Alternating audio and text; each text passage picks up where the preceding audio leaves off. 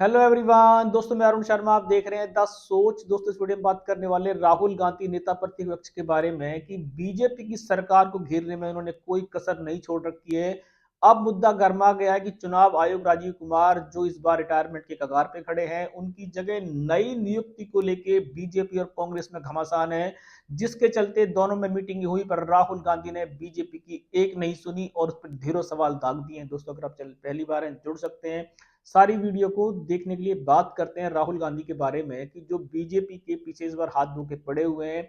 BJP पे वैसे भी आरोप नित्यारोप लगते रहते हैं कि चुनाव आयोग कमीशन जो भी है वो उनकी देखरेख में ही काम करता है। अखिलेश यादव की पार्टी ने तो उनका पिंडदान तक कर दिया था और सभी ने महाराष्ट्र में, हरियाणा में जितने भी इलेक्शन बीजेपी के राज में हुए हैं, सब पे चुनाव आयोग पे सब ने टीकरा फोड़ा है कि सारी सेटिंग बीजेपी की थी। अब इसी के बीचों बीच राजीव कुमार का संन्यास कर लेने का टाइम आ गया। उसी की जगह नई जो पदोन्नति हुई रही है, उस उन्नति के चक्कर में जो नई नियुक्ति होगी उसमें राहुल गांधी से एक तरीके से बीजेपी मोदी सरकार की बैठक हुई, जिसमें अमित शाह, मोदी जी शामिल थे। पर राहुल गांधी के विचार उस नियुक्ति को लेकर खड़े के खड़े हैं। उन्होंने बीजेपी को खरी खोटी सुना दी है।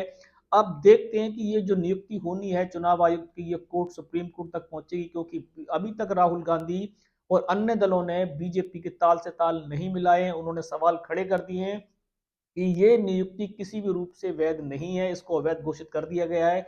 अब बीजेपी सरकार राहुल गांधी को 2 बार मीटिंग के लिए न्योता दिया, पर दोनों बार अमित शाह और मोदी जी के साथ उनकी बैठक फेल रही। राहुल गांधी के सवाल जो के तो खड़े हैं, अब उनकी क्या आपत्तियां हैं। वैसे तो सारी जगह कांग्रेस और अन्य पार्टियां हारी है, तो उन्होंने ईवीएम पे टीका फोड़ा था, पर वो अब इस पद जो नियुक्ति होनी है, इस नियुक्ति को लेके बीजेपी की उन्होंने खटाई को बढ़ा दिया है। अब देखते हैं कि बीजेपी किस तरीके से अब वोटों के थ्रू या कोर्ट के थ्रू, क्योंकि बीजेपी तो वही करना है जो करेगी, चाहे राहुल गांधी ढेरों सवाल कर ले। पर कांग्रेस को बीजेपी समझाने में फेल रही है और राहुल गांधी बीजेपी को समझाने में फेल रहे हैं। दोनों पार्टियों में घमासान बढ़ गया है और राजीव कुमार का संन्यास का टाइम कगार पे है। उनकी जगह किसी ना किसी को तो लेनी पड़ेगी, पर राहुल गांधी, कांग्रेस पार्टी, अन्य दलों ने कहा है कि जो बीजेपी अपनी मर्जी से चेहरा चुन के ला रही है उस पर सवाल है। वो नहीं चाहते कि बीजेपी के किसी भी जान पहचान या किसी भी रूप में किसी पद को दिया जाए। अब ये मामला इतना तूल पकड़ गया है कि इसके ऊपर ढेरों सवाल जनता ने भी खड़े कर दिए हैं। जनता भी अपना अपना रुख कहती है। वो कहते हैं राहुल गांधी की बात सही है कि बीजेपी ईडी सीबीआई का दुरुपयोग बहुत दिनों से कर रही है। अब नेता प्रतिपक्ष के सामने उनकी बातें सुनी जानी चाहिए। जनता कुछ ये कह रही है कि जो हार राहुल गांधी की है वो सिर्फ ईवीएम की हार है, वो ऐसा कहते हैं। अब बहुत सारा इसमें मंथन हो रहा है, पर फिलहाल तो चुनाव आयोग की नई नियुक्ति पे रोक सी लगती जा रही है। कोर्ट, सुप्रीम कोर्ट को शायद बीच में आना पड़ेगा, या बीजेपी अपने बल के भरोसे, अपने सुरक्षा बल के भरोसे इसको दोबारा से बीजेपी नियुक्त कर सकती है। भले ही कांग्रेस इसके ऊपर ढेरों टीकरे फोड़ती रहे।